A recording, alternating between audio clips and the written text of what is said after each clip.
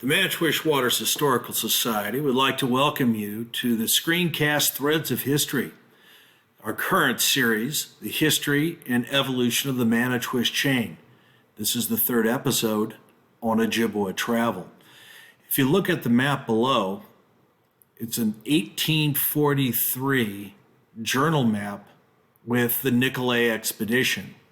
In the middle of the map, you see Manitowish Lake, showing the proximity of the Manitowish Chain to Lake Superior to the north, the Chippewa River to the west, and the Wisconsin River to the east.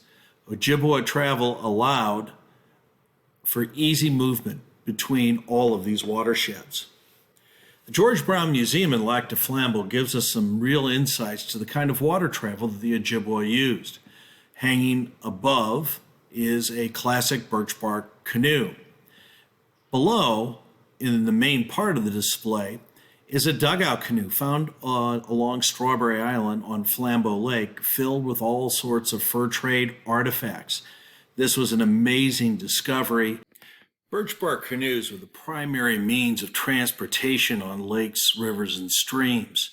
Birch bark canoes in the Great Lakes were much larger, freighters almost, as they moved material and individuals from different locations along the Great Lakes, where interior lake canoes were for nuclear families or for the business of hunting, trapping, or gathering. Winter travel was particularly challenging. Snowshoes were required to navigate the heavy snow. Sleds were made, and dogs were often used to help pull the sleds in the heavy snows, particularly when going to seasonal camps like sugar bushes. The Lake Superior communities, like the one illustrated below, shows both Euro-American influences in trade and Native American communities. La Pointe was the trading hub for this region and an historic Ojibwa community. This map and image from 1847 shows both the Ojibwa communities and the trading communities living side by side. Moving from La Pointe, it is a quick paddle east to the Flambeau Trail, which is marked by the red arrow. This is an important trail that created all logistical support from Lake Superior into the areas around the Manitowish Chain. The sandstone cliffs on the east side of the Flambeau Trail still leave a vivid mark for boaters to navigate to find the Montreal River. The mouth of the Montreal River is unmistakable, with Superior Falls pushing water over it. Here is an 1847 image of the beginning of the Flambeau Trail, the portage, and a small Ojibwa community. Geologists in 1846 and 47 mapped the trail precisely as it moves across the highlands of the Pinocchio Range toward the interior lakes at Portage, or as it's known today, Long Lake. The 140 Paws Portage, the Flambeau Trail, was notorious for its difficulty, taking upwards of 3 days to go across. A pause is an important demarcation used by the French in the distance traveled by a voyageur or traveler to move their burden of goods and personal belongings before needing a rest. 140 pauses is extraordinarily long and would cover almost 40 miles. Long Lake, as you see here, was probably the Long Lake that was closer to the Chippewa River, but it does show the headwaters of the end of a long portage crossing the Continental Divide. Often along these sites at Long Lake in Iron County, or Portage Lake as it was known historically, canoes were cached so that interior canoes could be accessed by travelers, because when they crossed the Flambeau Trail, they did not carry canoes with them. Consequently, a canoe building enterprise operated on Spider Lake, the Spider Lake close to Portage or Long Lake in Iron County that connects with the Turtle River. Malio in 1804 gives us real insights to the challenges of these portages.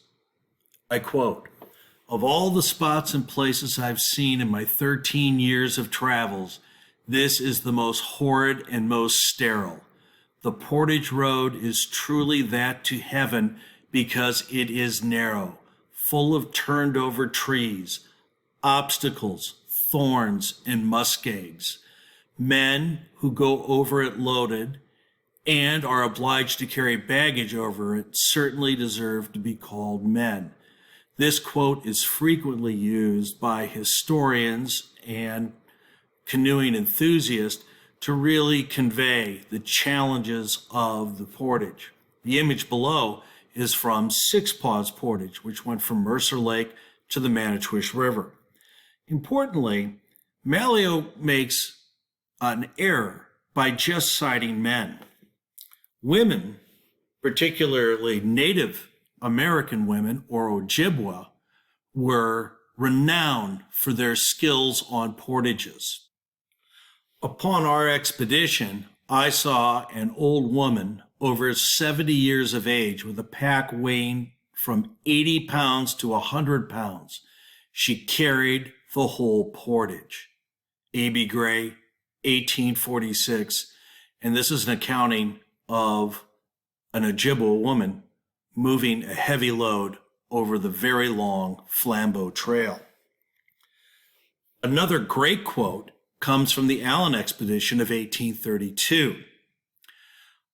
"I saw a small young Indian woman at the close of the day carry a keg of 1,000 musket ball cartridges for a distance of 1 mile without resting, and most of the distance through swamp that was frequently over her knees."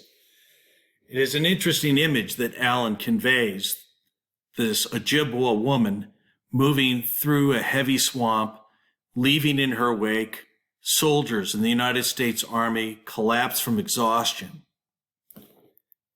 The challenges to get to the interior region were many, but the goal at the end of Six Paws Portage from Mercer Lake to the Manitowish River was to easily access the Chippewa River, whether heading all the way down to the Mississippi or down to Lac de Flambeau or up to Trout Lake through the Manitowish Chain. Traveling for ricing was critical for the Ojibwa communities along the Manitowish Chain. The image on the left is an historic image of rice preparing to be harvested along Big Lake on Rice Creek, which was considered to be an important link in the Manitowish Chain for centuries. The Ojibwa, immediately after the wild rice harvest, would often take wild rice and other foods gathered during the fall season to their winter sugar bushes, digging deep holes to cache this food in importantly guarded bundles to be available during the difficult times of winter travel to their sugaring sites. Ojibwa winter travel, as illustrated in this lithograph, was really quite important, and during the most difficult time of the year, winter, the Ojibwa had to be extremely efficient in all that they did. Historic trails in the Manitowish area, as illustrated on the black and white diagram going from Ike Walton Lake to Wild Rice Lake and then to Island Lake. On the right side, you can see the same trails depicted on a modern map in yellow were likely winter trails. These winter trails were important and often used, certainly for trapping and to go and harvest for the fur trade.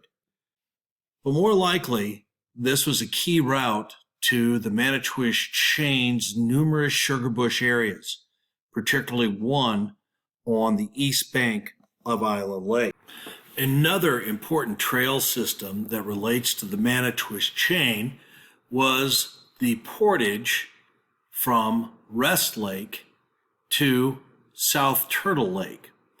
This portage, as you see in the image to the left with the red dot next to it, is a dotted line that extends north.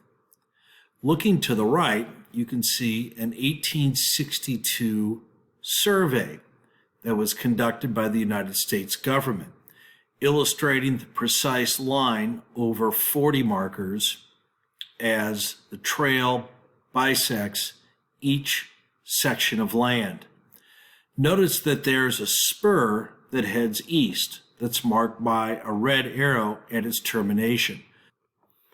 There is evidence of an ongoing Ojibwa community that lived on the end of Fox Island. Logically, part of the seasonal cycle of this Ojibwa community, associated with the Lac de Flambeau band of Ojibwe, would have staged from their camp on Rest Lake and then moved up the portage to set up a seasonal camp as they made maple sugar, where the Windman Trail exists today. Manitowish Water's Ojibwa communities and fur trade posts and their relationship with Ojibwa villages in the fur trade will be covered in our next episode, episode 4. If you want to connect with the Manitowish Waters Historical Society, you can join our team, get a free copy of our newsletter, or go visit our website by selecting any of the links below.